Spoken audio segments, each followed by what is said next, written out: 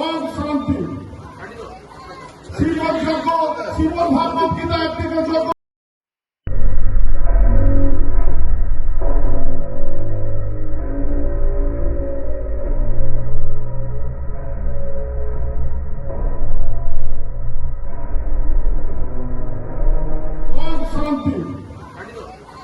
শ্রীমদ যজ্ঞ, শ্রীমদ ভাগবত গীতা একদিকে যজ্ঞ হচ্ছে, আরেকদিকে নামের দানব ঘটক হচ্ছে। এই শুভ মুহূর্ত শুভক্ষণে আপনারা সবাই উপস্থিত আছেন এবং উপস্থিত হওয়ার জন্য আবেদন জানাচ্ছি এবং যজ্ঞ শেষে আমাদের প্রসাদ বিতরণ আছে।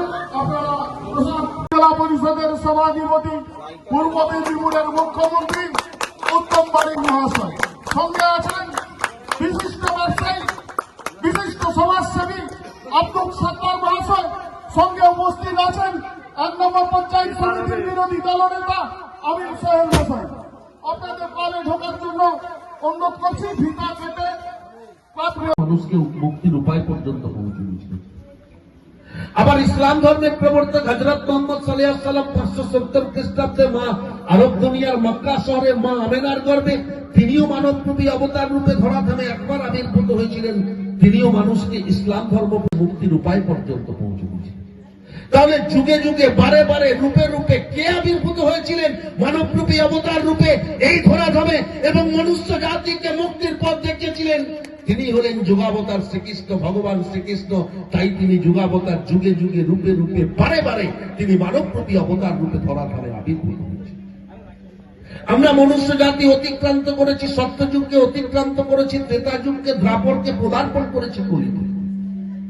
সত্যযুগের অগ্রভাগে 3টি সিদ্ধ পুরুষ ব্রহ্মা, বিষ্ণু এবং মহেশ্বর। সত্যযুগে যাকে আমরা ভগবান বিষ্ণু রূপে পেয়েছিলাম। ত্রেতা যুগে পদার্পণ করার সাথে সাথে ভগবান বিষ্ণুর অবতার রূপে আমরা অযোধ্যার রাজা দশরথের পরিবারে কৌশল্যার গর্ভে যে প্রথম সন্তান ভূমিষ্ঠ হলেন তিনি হলেন ভগবান রামচন্দ্র, অর্থাৎ ভগবান বিষ্ণুর অবতার রূপে ত্রেতাতে আমরা ভগবান রামচন্দ্রকে বলি। আবার যখন আমরা দ্বাপরে পদার্পণ করলাম, কেন ভগবান শ্রীকৃষ্ণ দ্বাপরে আসলেন?